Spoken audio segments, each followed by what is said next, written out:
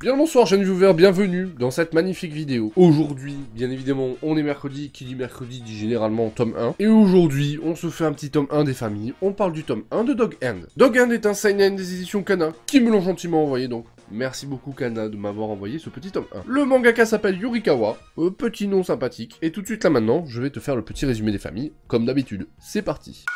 L'inspecteur Hattori se voit confier une mission ultra secrète, donc je compte sur toi pour pas le dire. Sauver la vie de Mana, jeune fille poursuivie par des tueurs. Oulala. Mais pour cela, il se verra contraint de passer de la lumière à l'ombre, et de s'allier à un assassin légendaire retenu prisonnier dans les sous-sols de la police. Petite cachotterie des familles. Kuromaru Watatsuki, alias Black Dog, commence alors une course-poursuite infernale sur la piste des plus redoutables tueurs du monde. Fin de citation.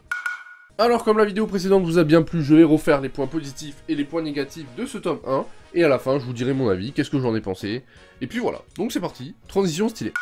Les points positifs de ce manga, c'est que l'histoire démarre tout de suite. Il n'y a pas de temps de on vous explique pourquoi, comment, non, c'est tout de suite. Le mec est convoqué pour sa mission, donc c'est tout de suite ça commence, on te met direct dans le bain, et moi tu me connais, j'adore ça. J'aime bien quand on me met dans le bain direct. Et c'est du seinen. Donc là, en ce moment, le seinen, je suis à fond dedans. Et l'histoire est super cool. On oblige un policier dont la justice est au-dessus de tout. C'est le bien, si tu veux. Et on l'oblige à s'allier au tueur le plus puissant du monde. Donc le mal, c'est trop bien. C'est une trop bonne idée. Et autant l'un que l'autre ont leur personnalité, autant l'un que l'autre ont leurs idées, qui sont contradictoires finalement, et autant l'un que l'autre vont devoir s'allier pour pouvoir atteindre leur but final. Pour le flic, bah, c'est de sauver la meuf, et pour le tueur, c'est... t'as qu'à lire le tome, tu verras.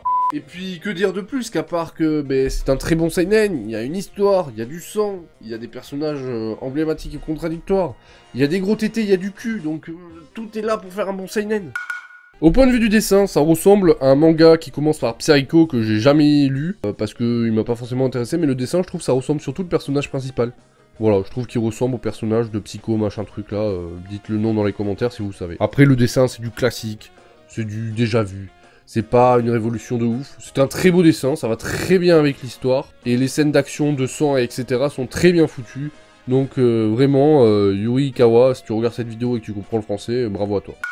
Les points négatifs de ce manga, bah, c'est que on part un peu trop loin dans les techniques d'assassinat. C'est-à-dire, au bout d'un moment, sans trop spoil l'histoire, il y a un mec qui est ultra musclé, qui peut tellement contracter ses muscles que les balles ne peuvent pas le tuer, ou que les lames ne peuvent pas le couper. Je trouve que ça va trop loin dans le délire. Moi, j'aurais bien aimé rester un petit peu dans le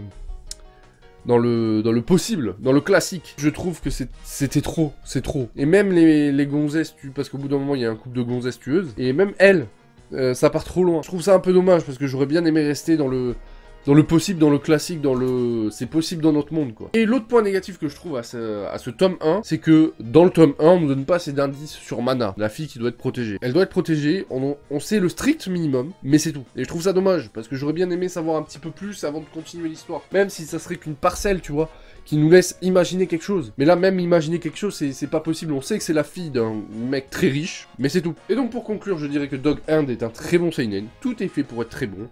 Comme je disais tout à l'heure, il y a de l'action, il y a du sang, il y a de l'enquête, il y a des personnages intéressants, il y a du cul, il y a des tétés. Qu'est-ce que tu veux de plus pour faire un bon seinen? Mais quand même, j'attends de voir le tome 2 pour avoir un peu plus d'informations sur la personne à protéger, donc Mana.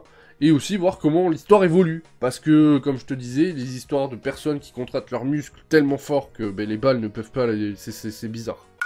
Donc voilà les amis, cette vidéo est terminée, merci de l'avoir suivi. N'hésitez pas à laisser votre avis dans les commentaires, à mettre le pouce bleu si la vidéo vous a plu, à rejoindre les réseaux sociaux, les liens sont dans la description, à vous abonner et mettre la petite cloche si c'est toujours pas fait. Et moi je vous dis à très bientôt pour de prochaines vidéos. Encore merci Kana pour ce tome. C'était Jérémy Sensei.